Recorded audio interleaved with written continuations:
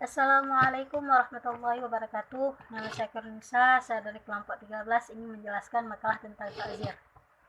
Menurut bahasa, ta'zir berasal dari kata azara, yang berarti menolak, mendidik, mencegah.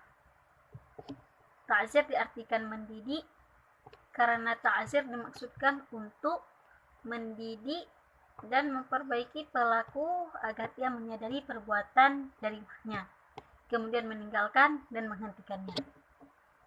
Hadis tentang hukuman ta'zir.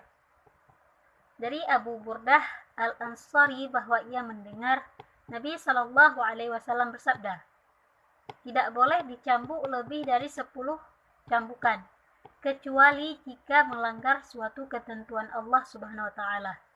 Hadis muttafaqun alaih.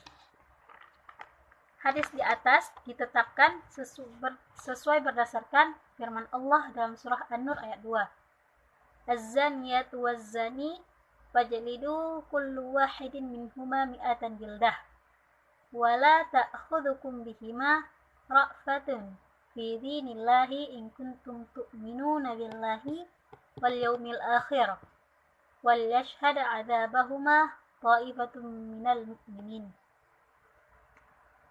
Artinya, perempuan yang berzina dan laki-laki yang berzina, maka deralah di antara keduanya itu dengan 100 kali dera. Dan janganlah belas kasihan kepada mereka sehingga mencegah kamu untuk menjalankan perintah Allah. Jika kamu beriman kepada Allah dan hari akhir, maka hendaklah pelaksanaan hukuman mereka disaksikan oleh sekumpulan orang-orang mukmin. Untuk selain dosa-dosa yang sudah ditentukan, pukulan 40, 80, bahkan sampai 100, tidak boleh dihukum pukul lebih dari 10 kali darah. Hukuman tersebut diserahkan kepada pertimbangan hakim. Orang yang dikenakan hukum oleh hakim muslim sampai 10 kali darah disebut dengan hukuman ta'zir ringan. Menurut Qalyubi, ta'zir pada syara adalah memberi adab kepada pelaku agar pelaku yang tidak ada had ataupun kafarah. Keterangan lainnya, ta'zir dilaksanakan oleh pemerintah yang diberi kewenangan terhadap pelaku pelanggaran yang berakibat dosa. Sedangkan jenis ta'zir diserahkan pada ijtihad pemerintah.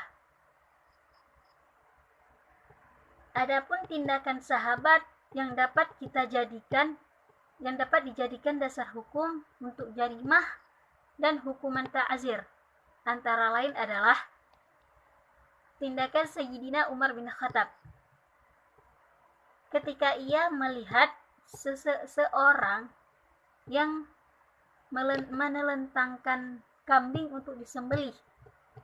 Kemudian ia tidak mengasah pisaunya. Khalifah Umar memukul orang tersebut dan berkata, "Asah dulu pisau itu."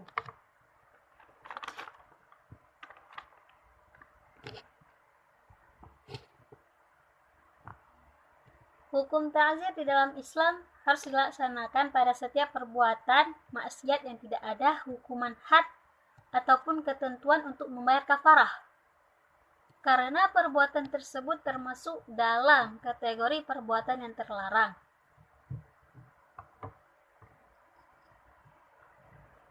Dalam syariat, pelaksanaan hukuman ta'zir berbeda-beda sesuai dengan kejahatan yang telah ia perbuat.